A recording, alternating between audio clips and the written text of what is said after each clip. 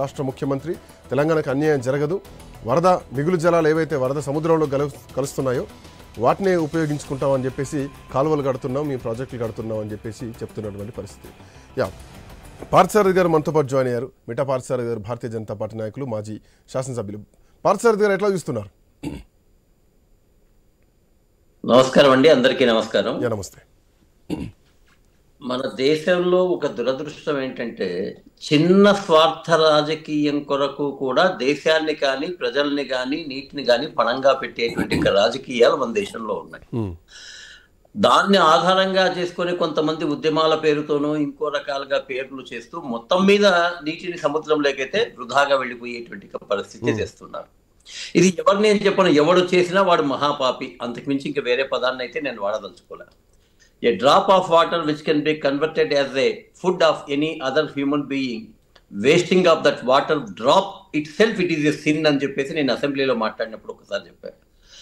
ఏ నీటి చుక్క అయితే ఇంకొకరికి ఆహారంగా మారగలుగుతుందో అటువంటి నీటిని వృధా చేయడం మహాపాపం. ఈరోజు ఈ ఒక్క విషయాన్ని అది ముఖ్యమంత్రులైనా, కేంద్ర మంత్రులైనా, ప్రజలైనా, పార్టీలైనా, రైతులైనా ఇది ఒక్క విషయాన్ని గుర్తించగలిగితే చాలు, మన దేశం సస్యశ్యామలం కావడమే కాకుండా ప్రపంచానికి ఎగుమతి చేయగలిగినంత సత్తా మనకు ఉంది.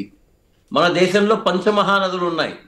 గోదావరిలో ఈ రోజు కూడా దాదాపు 2000 టీఎంసీల నుంచి 3000 టీఎంసీలు కూడా ఒక్కొక్క సందర్భంలో వృధాగా సముద్రంలోకి వెళ్తున్నాయి.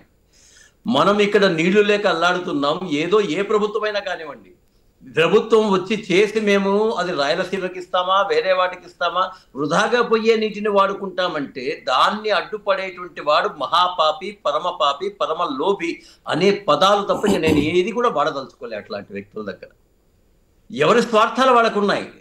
ఏ రాష్ట్రం యొక్క స్వార్థం వాళ్ళు చూసుకోవాల్సిందే, ఎవరు దాన్ని కోల్పోవాల్సిన అవసరం లేదు. నీటిని సముద్రంలోకి, ఫర్ ఎగ్జాంపుల్ తెలంగాణ ఈరోజు వద్దు అన్నది అనుకోండి, నేనేమంటానంటే బాబు తెలంగాణ వద్దు కదా, ఆ నీళ్ళని నువ్వే స్టాక్ పెట్టుకో, ఎంత పెట్టుకుంటావు పెట్టుకో, ఒక్క చుక్క కూడా మా రాష్ట్రంలోకి రాకూడదు. చేయగలుగుతాడా వాడు? ఒకసారి అక్బర్ కథ ఇట్లాగే జరిగింది. తెలంగాణ నుంచి వస్తున్నటువంటి విమర్శ ఏంటంటే రోజుకు 1 టీఎంసీ వరకు నీళ్లను తరలించేందుకు కాలువలను తవ్వాల్సి ఉన్నా కానీ ఇది స్థాయి పెంచి దరిదాపు 4 టీఎంసీల సామర్థ్యాన్నితో కాలువల సామర్థ్యం పెంచుకుంటూ ఇది ప్రాజెక్టు కడుతున్నారు. పేరుకు 200 టీఎంసీలు అని చెప్పినా కానీ ఇది అంతకు మించి డబుల్ టీఎంసీలుగా తరలించే విధంగా కాలువల సామర్థ్యాన్ని పెంచి ఆంధ్రప్రదేశ్ రాష్ట్రం ఈరోజు ఈ ప్రాజెక్టు కడుతోందన్నది ప్రధానమైనటువంటి వ్యూహం. కేవలం కాంగ్రెస్ పార్టీ తరఫున ఉన్నటువంటి రేవంత్ రెడ్డి గాని వీళ్ళు గాని త్వరలో రాబోయే ఎన్నికలు అనే ఉద్దేశంతో తప్ప, నీకు తెలంగాణ నుంచి నీళ్లు బయటకు వచ్చేస్తున్నాయి, ఆ నీళ్లను వాడుకుంటున్నారు తప్ప తెలంగాణలో నుంచి వచ్చేటువంటి నీటికి ఎక్కడైనా ఒక్క నీటి చుక్క అడ్డమైతే చెప్పమనండి. కిందికి వచ్చేటువంటి నీళ్లు సముద్రం లేకపోయేకి వాడుకుంటానంటే నువ్వు ఇంకా దాంట్లో టెక్నికల్ గా నువ్వు ఏం కావాల్సింటే అది కోరుకో, కేంద్ర ప్రభుత్వంతో కోరుకో, చట్టం ఇలాగే ఉండాలా, పొరపాటున వర్షాలు తక్కువైనప్పుడు నీకు నీళ్లు రాకుండా ఉంటే మమ్మల్ని ఎవరిని అడగకూడదు అని చెప్పేసి నువ్వు రకరకాలైనటువంటి ఏమి సెక్యూరిటీ కావాలో ఆ సెక్యూరిటీ అడగడంలో ఏమాత్రం కూడా తప్పు లేదు. ఎవరి రాష్ట్ర ప్రయోజనాలు వాళ్ళు చూసుకోవాలి. అంటే కరెక్టే. లీకేజ్ పాయింట్ ఎక్కడైతే ఉందో ఇప్పుడున్నటువంటి ప్రస్తుతం ఉన్నటువంటి పాయింట్ దగ్గర కాకుండా ధవళేశ్వరం లాంటి ప్రాజెక్ట్ దగ్గర కడితే కనుక ఏమాత్రం నష్టం ఉండదు. అక్కడి నుంచి వేస్టేజ్ వాటర్ను మొత్తం తరలించకపోవడానికి అవకాశం ఉంది. అది వదిలేసి మొదటికే మోసం జరిగేలాగా మొదటి నుంచే నీళ్ళని లిఫ్ట్ చేసేటువంటి ఒక భారీ కుట్రపూరితమైనటువంటి వ్యూహంతో ఆంధ్రప్రదేశ్ ప్రభుత్వం ఈ ప్రాజెక్టును కడుతోందన్నది ప్రధానంగా తెలంగాణ నుంచి వినిపిస్తున్నటువంటి విమర్శ. ఇంతకన్నా పెద్ద తప్పుడు ప్రచారం, గోబెల్స్ ప్రచారం, వాళ్ళకు బ్రిటిష్ వారసత్వం నుంచి వచ్చిండేటువంటి కాంగ్రెస్ పార్టీ చేసే ప్రచారం తప్ప ఇంకోటి కాదు. ఒకవేళ బీఆర్ఎస్ చేసినా కూడా అంతకన్నా ఇది కాదు నేనైతే నమ్ముతున్నా. ఎందుకంటే ఎక్కడ కడుతున్నా, ఎక్కడి నుంచి నీళ్లు తీసుకుపోతున్నారు? తెలంగాణ ప్రాజెక్టుల తరువాత కాకుండా తెలంగాణ ప్రాజెక్టులకి ముందు తీసుకుని పోతే వీళ్ళు చెప్పే మాటలన్నీ యాక్చువల్ గా ప్రజలు ఇది గుర్తుంచుకోవాలి.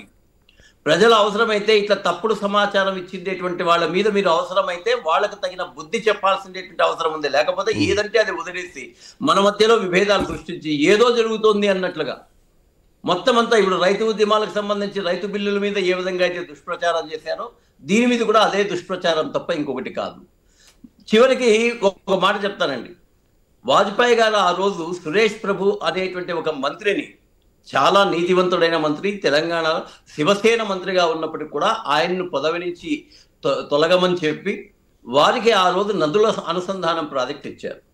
ఆ రోజు వాజ్పేయి గారు చెప్పిండే మాటలు ఈ రోజు కూడా గుర్తున్నాయి. నేను ఆ సమావేశంలో ఉన్నప్పుడు ప్రతి చేనుకు నీరు, ప్రతి చేతికి పని, ప్రతి చేనుకు నీరు.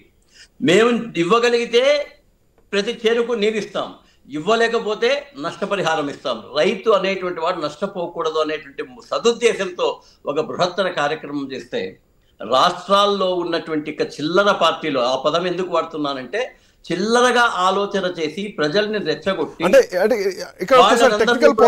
ఏదో జరిగిపోతుంది. పార్సర్ గారు, సో ఏ రాష్ట్రానికైనా నీళ్లు కావాలి, రాయలసీమకు నీళ్లు తీసుకుపోవడంలో తప్పేమీ కాదు.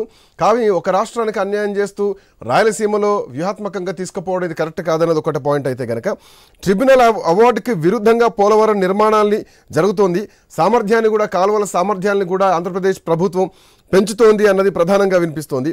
ఆల్మోస్ట్ 145 నుంచి 141 ఫీట్లకు కుదించి దాని తర్వాత లైవ్ స్టోరేజ్ కెపాసిటీని కూడా ఆల్మోస్ట్ 28 నుంచి 75 టీఎంసీలకు పెంచింది అన్నది ప్రధానంగా వినిపిస్తోంది.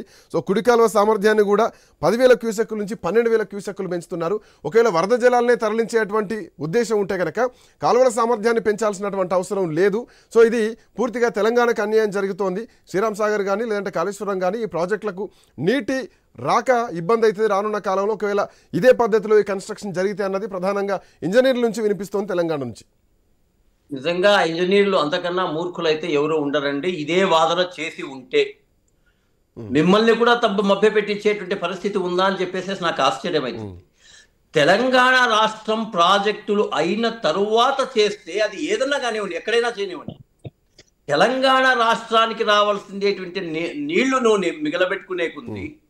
ఆ మిగిలిన తర్వాత వాడుకున్న తర్వాత వచ్చేటువంటి నీళ్లు ఏవైతే వృధాగా సముద్రంలో పోతున్నాయో వాటిని తరలించి మేము ఇక రాయలసీమకు నీళ్లు ఇస్తాము అని చెప్పేసి అంటే దానికి అసలు వాడు ఇంజనీరే అండి. నిజంగా ఆ ఇంజనీర్ యొక్క రిపోర్ట్ నేను చూడలేదు, కానీ నిజంగా ఇంజనీర్ రిపోర్ట్ తీసుకోండి ఒకసారి.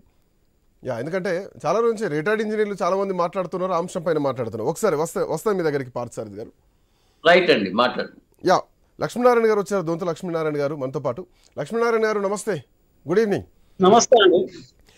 అదే తెలంగాణ రాష్ట్రానికి అన్యాయం జరుగుతోంది, బనకచెర్ల ప్రాజెక్టు కనుక ఓకే అయితే, సో చాలా మంది ఇంజనీర్లు కూడా చెప్తున్నారు అదే ఎక్కడో ధవళేశ్వరం